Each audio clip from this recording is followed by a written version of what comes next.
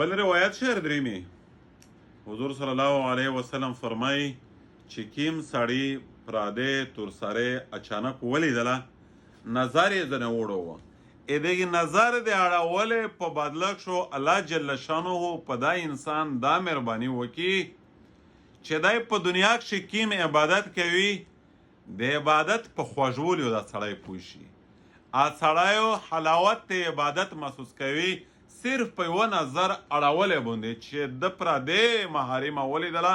د الله د خوف د ډوره یې نظر ځنې وړوه الله پاک و دا انعام پې وکړو چې دا سړی په دنیا کې څوره عبادت کوي د عبادت خوږولی حلاوت اچین سکون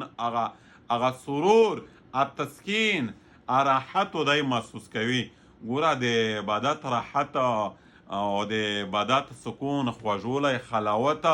دا هر چاته نه نصیب کیږي دا اهل الله ته اولیاء الله ته دا د الله ولبندګونې ته میشتو ورته چې رسېدلي خلک دا رسېدلي خلک ته محسوس کیږي دا هر چاته نه محسوس کیږي دا دغه حلاوت هر چاته نه حاصلیږي خالي په د یوه عمل باندې الله جل شانه په انسان دومره غټ فضل کوي دومره غټه بدله د خیر ورکوي چې د ایمان حلاوت دا سړی محسوس کوي